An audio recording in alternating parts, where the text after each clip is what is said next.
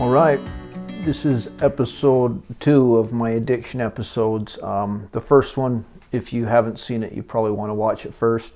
It's your addiction is not your problem. Talks about the misconception that our addictions are a problem. Really, it's this deep down rooted trauma that we need to address. I talk at length about the 12 steps and also the different aspects that happen within the brain. So today I want to talk about resentments, their correlation to fear, and how they're the number one reason that addicts will relapse. Understanding people that are the angriest people I know are the scaredest people I know. Resentments or fear anger is a secondary emotion to fear.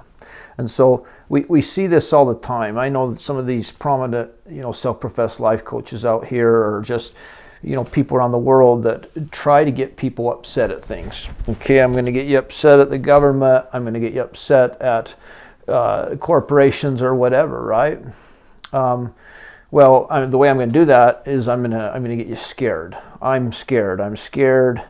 The administration is not doing well. I'm scared Trump's going to get elected, whatever, right? I'm scared. So I'm going to handle that by getting pissed at people, because anger does a really good job at covering up fear, right? Most people like to do this through the internet. Well, let's get online and let's start fighting with my neighbor. He's been great. We like Bob. He was our kids' softball coach, but he likes Biden. He needs to die. So let's publicly attack him. And we're going to, eventually we'll sever this relationship. But that feels good in the moment. And, Bob, even though he has one vote, was the deciding vote in the elections. He also rigged the Dominion systems, and he's drinking the harvested blood of infants. So we got to take care of Bob here. But when that wears off, then we get scared again. And as we get scared, we turn to more, fearful behavior in order to deal with that. So with addicts, it's interesting because we look to assign blame. I used to pride myself in how, passionate I was, right? Or how, I would get so easily offended. I was really nice, but I would get really offended at the same time, right? Sensitive is the word I'm looking for. Well, when we do something bad and we feel conflicted about it, it's not very fun.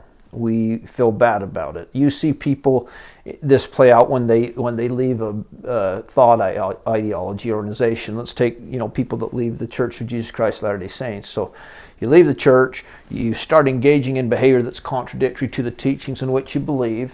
Eventually you will, look for reasons that that's not true. That way you can enjoy your new lifestyle. And I see people all of a sudden start having wild sex that's unhealthy for them and drugs and everything, and then they're mad at the organization that protected them from that forever. But as long as it's the church's fault, then they don't feel bad when doing it. Well, in addiction, it's really dangerous because we assign blame. If it's someone else's fault, when we take those drugs, they feel really good, really good. And that's when things get out of control and get dangerous. In my story, I talk about a bad reaction to a medication that had huge reverberating effects and caused me to lose, eventually the demise of my marriage, $1 million business, everything else. And a lot of it, not all of it, but a lot of it wasn't my fault. And I was so upset at God. I was like, look, you took everything from me. I thought you couldn't be tempted above that, you're able. You tempted me above that, I was able. And I have nothing. And I'm going to do whatever I want. And it felt good. That is the most dangerous resentment of all. Because if everything is God's fault, if God's wronged us, we're going to do that.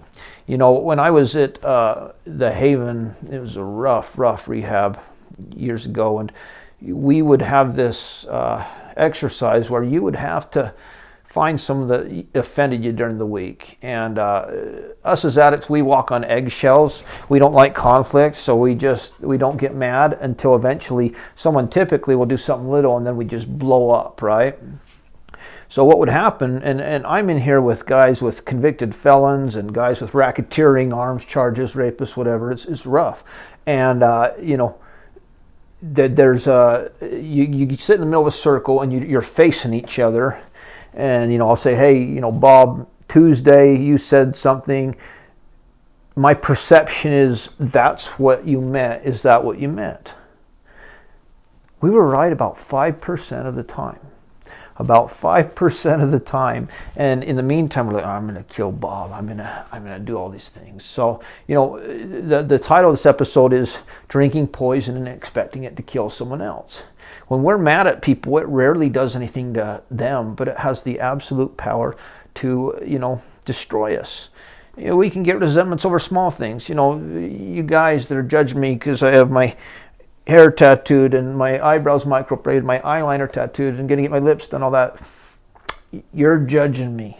And so it's now your fault that I'm going to go do these things. Conflict is unavoidable, but contention is optional. Once we get into that place, we leave ourselves to some dangerous impulses, murders, rapes, all these things. Drunk or alcohol and drugs will just exacerbate this, and people leave heartbroken. Families are destroyed, lives are lost because of an impulsive behavior, and people can't, get a hold of their temper, which, like I talked about, really they just can't manage their fear. Fear is, as I alluded to earlier, it's always a powerful marketing tool. When we're scared, we buy. When COVID hit, I just gotten out of the hospital with this bacteria called leptospirosis, and I was near death. And I remember there was it was crazy. It was like walking to the Twilight Zone and no one was at Adobe. And, there's nothing on the shelves, right? But companies just profited and capitalized on fear. And the problem with fear is it doesn't have the ability long term to keep us in a certain place, right? I'm going to follow God because I'm scared of God. Well, when the whirlwinds of life hit, when we lose a child, when we face a divorce, when we lose our job or our income or our health, that's not going to sustain us. Fear will not sustain us. But it's the most powerful power, and it's the power by which Satan uses to rule over us, is fear. Fear has some interesting acronyms. F everybody and run. False events appearing real. I like both of them. But fear is a liar. The only thing that we have to deal with is now. The best book I've ever seen on fear and mindfulness is The Power of Now by Eckhart Tolle. If you want to understand mindfulness, it's a heavy read. It's deep. He's a very it's very well written, but it talks about being mindful and being able to not get so upset at these things. But what we do is we catastrophize fear. We get out of the present and we put off something because in our mind we're thinking about all the negative things that could happen because of it. Managing our finances. In the meantime, every day we're going about with this gut in our stomach and this avoidance to dealing with it, and it's causing all this stress because we think, man, if it turned out to be like this, it would just be horrible.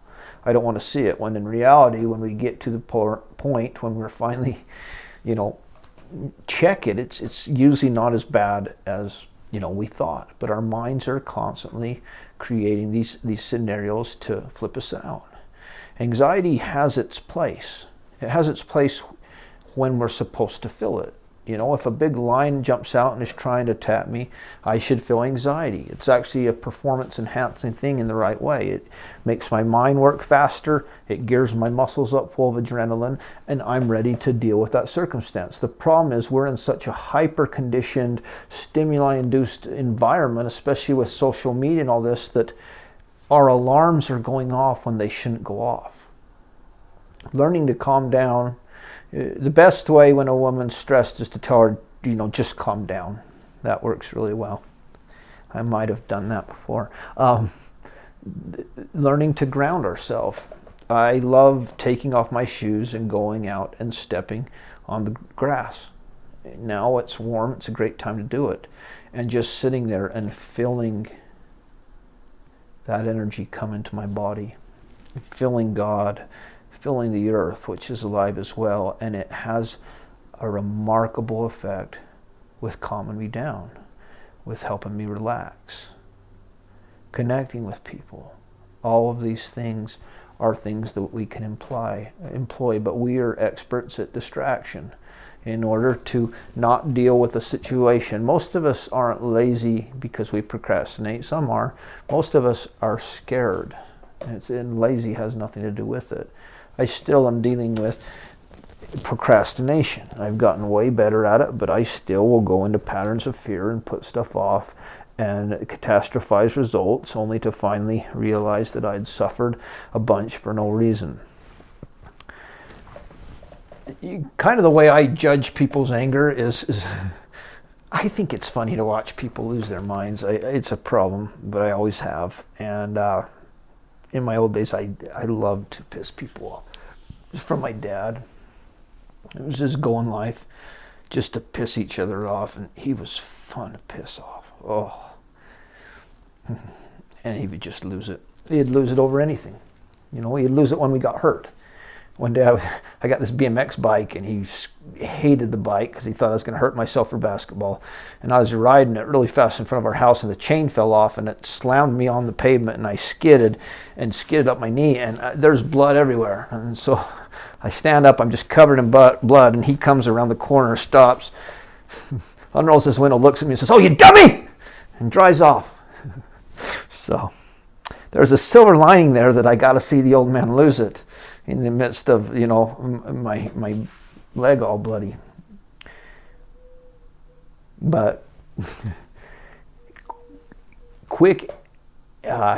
it's fascinating what the things I listen to, especially in my personal work with people, the things I listen to that people are thinking about that pisses people off. You know, and it just doesn't help.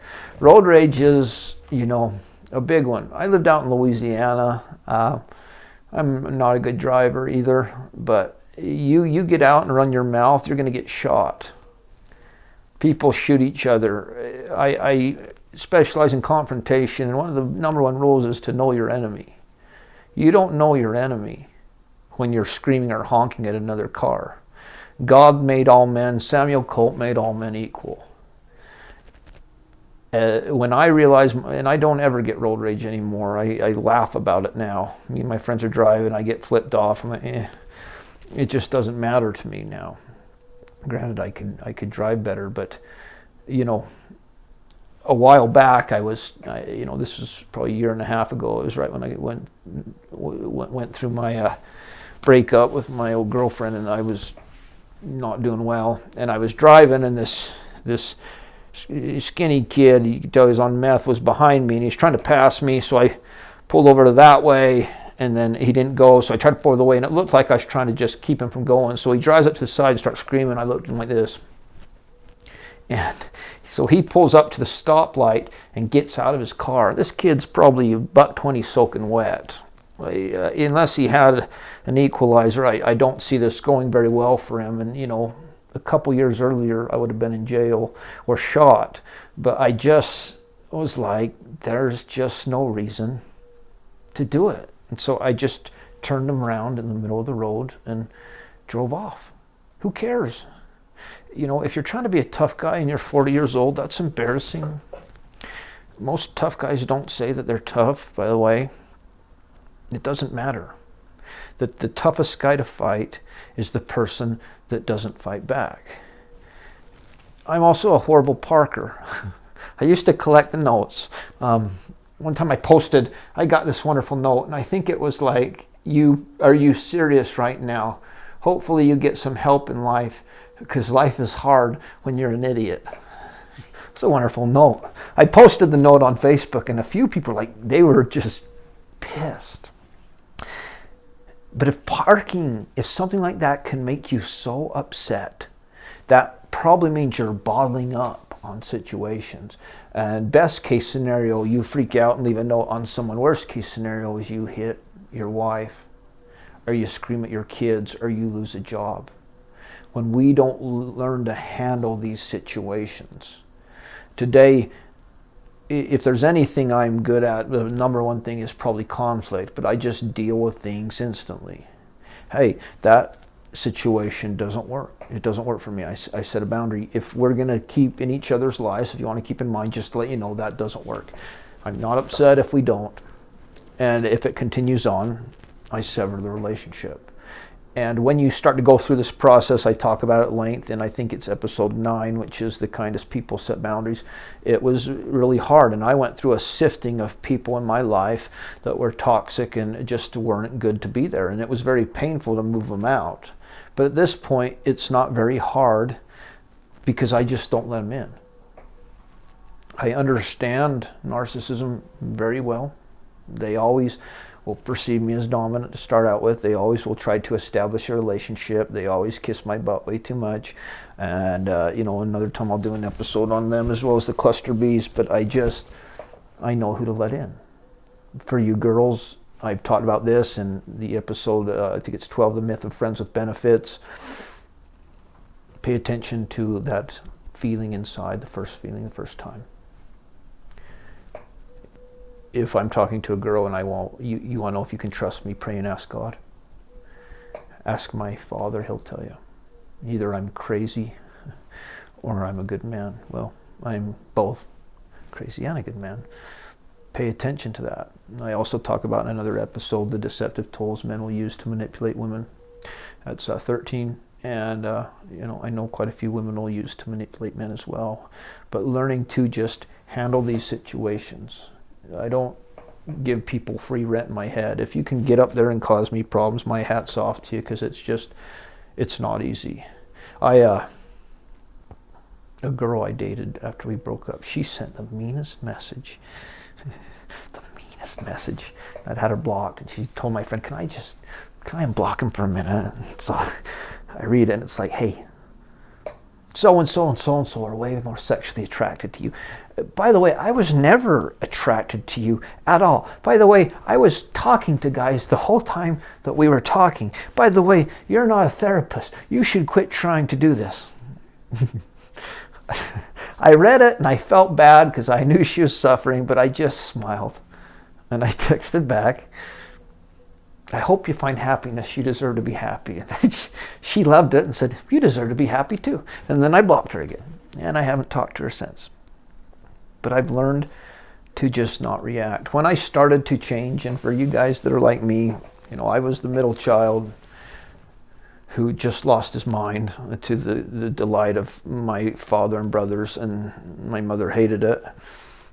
To learn how to compose and emotionally regulate myself in charged situations was very difficult, and it will throw people off. When I first got divorced, I'm a lot better, but I wasn't good at the little things to schedule things, and my ex-wife is wonderful at them, and if I veer off, she'd get upset, and even though she was right, it was pissing me off. Well, there was a situation that happened a few weeks in, and she didn't ask me about it, and she just came off really harsh, and I knew I could have hammered her. I knew I could have. And it was such a strong urge to let her hear it, but I was just like, no, it's not going to do anything good, and I can understand why you should feel that way. And for a while, it was almost like, what are you doing? Are you trying to manipulate me? I was like, no. I don't want to fight anymore. I don't want to fight anymore. I hate conflict. God sees fit to bring it to my door quite a bit, and I bring a decent amount myself too, but I don't like it. I've been in some situations that were, really tough with conflict, and I've had to stay composed. My sponsor a while back was doing an intervention with a guy out at Cirque Lodge, and he was at his house in Provo, and he's a big dude, and he wanted me to go with him. So we go there one night, and the guy's intoxicated, and my sponsor's pissed at him, and so the guy goes to the other side of the door. He locks the door, and he looks at both of us, and he looks at him, and he looks at me, and there's no reaction. I just look at him. Well, that disarms people. It makes them nervous. If he was pissed and I would have came at him, either we would have fought, he or I would have got scared, right? If I would have pulled back away, he probably would have bullied me. But I just don't react. I stay composed. The best fighters because they stay composed. They breathe. The wild guy that's throwing fists, if he gets a hit once in a while, he might do all right, but he's going to run out of breath and stay composed. I've had a lot of interesting interactions with predators, especially in the single world. And the guys that want to be tough with me are always twice my size, always. And most of the time I'm thinking, dude, I don't want to fight anyway, but I just run away from you for a minute or two, and then you'd lose your breath, and I'm very fast and strong. What are you going to do? But I don't like conflict. So a while back I was at church, and the bishop had called me in and said, we need your help. We've got a guy that's a wreck in the ward. We've got a predator in the ward, and he's causing all these issues with girls, and we need you to be the escort. And I was like, what does that mean? He's like, it means that you have to be by him anytime he's in the building. And I was like, wow, okay. So I'm thinking about it during the week, and I'm like, well, God asked Abinadi to testify about the wickedness of people, and he got murdered. And again, I don't know my opponent. I have no idea what I'm going into, but I knew that God had called me there. And so I'm praying and asking for strength to go about it, and I got two strong impressions. The first was, I didn't call you to do this because, you're a tough guy. I called you because you're composed. Don't get cocky. The second is, remember, he's my son, and I love him. That had a big impact on me. So we go. The guy's sitting there at church, and the second counselor's little guy says, this is Cade. You can't be on the premises unless you're in his presence, because they're trying to get a restraining order, but haven't got it yet. And he looks at me and yells, I shared the story before, but he says, by whose authority? For you guys that understand the inner workings of our church, you'll know how eerie that statement was. He said by the bishop, and he said, I've done nothing wrong. Well, I study body language, and I've gotten really proficient at it. It really is wonderful with women, by the way. I was at country dance the other night, and one of my buddies was like, you just sit and analyze people all the time. But people give away so much by their body language. There are certain subconscious things people do. And yes, you stroke your hair because you like a guy, you might stroke it just to stroke your hair. But when you start to do 5 or 6 things within the body, it becomes really hard to fake. But this guy was expert. He was trained military in deception, and everything that he did would have indicated that he was innocent. But one, the spirit said he was lying, and 2, his eyes said he was lying. As I looked into his eyes, the eyes don't lie. The eyes are a window to the soul. You look into my eyes, you can tell I'm a good man. And I said, look, boss, this isn't personal, but as long as you're here in the building, you're not going to leave my side. And this is right before church starts. So he storms up to the front, and I just follow him, and he slams on the pulpit, looks at the bishop, and says, by whose authority? Says it again. The bishop said, by the legal department of the church. He said, I've done nothing wrong. He said, you know what you've done. The guy gets pissed and goes and leaves the building. I walk in and walk outside and watch him drive off. Next week he comes and he hides behind a dumpster and antagonizes a girl. And so for the next 6 months, my job was to take the sacrament and then walk around the in and outside of the church looking for him. I kind of felt like the Mafia, and it was not easy to let this go to my head. Because people are coming up and be like, are you the guy? I'm like, yeah, I'm the guy. They're like, hey, we've got a couple other guys who we're worried about. I'm like, have you talked to the bishop about it? And they're like, no, but, he said some things that made the women uncomfortable. I'm like, brother, if I spent all my time trying to police guys that make women uncomfortable, I'd never have time to worship. But I'm grateful to God that he's helped my anger by helping my fear. I think it's been almost 2 years. Probably the 2 most meaningful situations I've had was My daughter in her room has this big sliding glass door that's come unhinged, and one morning we wake up, I'm tired, didn't sleep well, and I just hear this crash in the room. And I go in there and it is fallen and just smashed. It's not cheap at all. And she just starts bawling. The old me would have, just wouldn't have been able to help it, been worried about how much it was going to pay, this and that. I was able just to stop and look at her and say, hey, babe, it's okay. And it was so nice not to lose my temper at her. Another one was on my little buddy's birthday. We got, I don't know why Swig does those cups. They do it it's a conspiracy. They do it to get you to buy more Swig, because those styrofoam cups, you squeeze them not at the top by the lid. Every time they spill open. I just washed and cleaned my truck, and I'm like, hey bud, hand me the soda. Well, it wasn't even him that handed me it. It was my daughter, but I squeezed it and it went everywhere. And Kip was in the car too, and he's seen my wonderful temper. And there's probably a 6-second delay of, is he going to lose his mind? Where I was like, I'm going to scream at Kip, or at Light, I'm going to scream at Cruz. I'm just going to scream at Kip because he's here and I don't like him. But I was able just to calm down. And I said, that's okay, son. And he said, wow, Dad, you've gotten really good control of your temper. Today, we see people using events we can't control to control us. After COVID, I unfollowed the majority of people, well, a lot of people, because it was just brutal. If you want to change someone's opinion, it's not going to happen by getting on Facebook and being argumentative. Do a Facebook story. You can have a meaningful one-on-one interaction with them. You might get somewhere with them. But people were just going crazy. They were going crazy with things they can't control. If I didn't believe in God, I don't quite know how to deal with it. When I was in Houston, we lived in a rough part of the area. And one of the tough things, I love Texas. I moved back there years. It's my favorite place on earth. It is as good as they said. I wasn't born there. I got there as soon as I could. The women in Texas, it's really crazy for you girls, but when they like you, they say, I like you. You don't do that. Here, if you like them, tell them you don't like them. I like Texas a lot. But one of the problems is the poverty is so widespread that, hand in hand goes violence with that, because people are hurting. And we lived in this neighborhood, and, one day, like the beautiful thing about Texas is in the cul-de-sacs, it's like family. Like your kids can go into the neighbors and get their fridge, and they'll spank them, and it's great.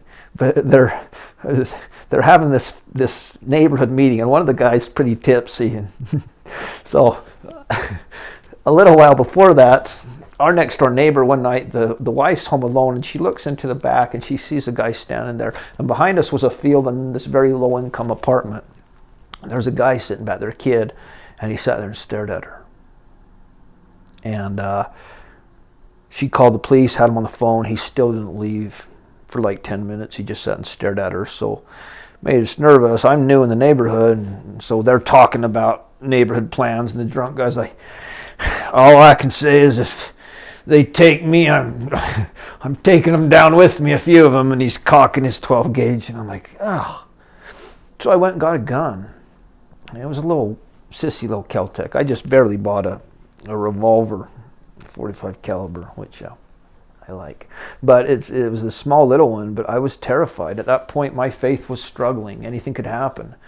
And I couldn't sleep at night. And one night, because I'd hear all these things happen, one night I hear something, I go grab the gun, I open up my back door, and as soon as I did, a gunshot went off.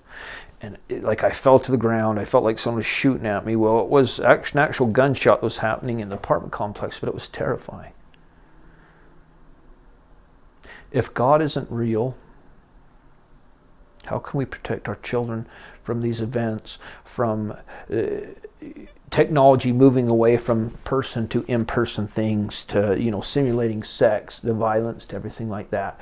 The agendas being pushed within our schools. We got both sides of the political party, with typically money and power being the culprits. We've got diseases that afflict us and just run rampant. We've got wars. That's terrifying. For you guys that don't believe in God, my heart goes out to you. but he's real. Jesus Christ is real. I have both seen Jesus Christ and I have heard his voice.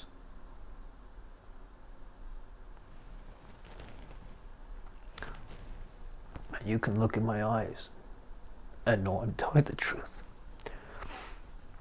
And he promised us that these last days would be terrifying. Men's heart would wax cold because of fear. Be ye not troubled. In the world you shall have tribulation. I have overcome the world. There is peace within the Son of God. There is peace within the serenity prayer. Grant me the serenity to accept the things I cannot change, the courage to change the things I can, and the wisdom to know the difference. President Russell M. Nelson of the Quorum of the 12 Apostles that runs the Church of Jesus Christ of Latter-day Saints, there's a modern-day prophet of God, said, the joy we feel in our life has very little to do with our circumstances and everything to do with our focus. When I lose the spirit, things that are manageable become unmanageable. I'll look at my bank account one day, fine. I'll lose the spirit, bank account's the same. I'm freaking out. As we shift our focus to faith building, God has us. This past 3 months has been a whirlwind for me. I'll talk more about it as I feel like it, but it's been scary. And I was so close to relapsing and made a lot of mistakes. And it was just terrifying to me, and I barely got out of it. But God, this past few days, has given me assurance I've wanted forever. And I don't know all the particulars of it, but I know now what I know. And I can feel the powers of Satan coming. I couldn't sleep the other night. And I'm like, okay, what's the lesson? Well, there's a scripture that in Hebrews, Paul's writing, and it's talking to recent converts of the church. It says, but call to remembrance the former days, in which after ye were illuminated, ye endured a great fight of afflictions. Remember that after you felt the Spirit and joy of the church, everything got tough. But you took joyfully the spoiling of your goods, knowing that in heaven you had a better and an enduring substance. You took joyfully all these trials because you knew what you had. Therefore cast not away, therefore, your confidence, which has great recompense of reward. For you have need of patience, that after ye have done the will of God, you might receive the promise. The best talk I've ever heard, Jeffrey R. Holland, cast not away therefore your confidence. You can YouTube it. Talks about after moments of spiritual enlightenment, how Satan comes afterwards with doubt, these different things. And I start questioning, my assurances and the witnesses and stuff. And it was just terrifying. And I could feel, hey, this is it. Hey, you and me are at it now. I am no stranger to Satan. I've probably had 50 women tell me I look like Satan. I don't know what all that means. The one, I was in St. George and I met a few girls and I could hear in her breath, he looks like Satan. I'm like, did you just say I look like Satan? She's like, yeah. I was like, well, I think Satan was probably a pretty good looking dude, considering everything he did.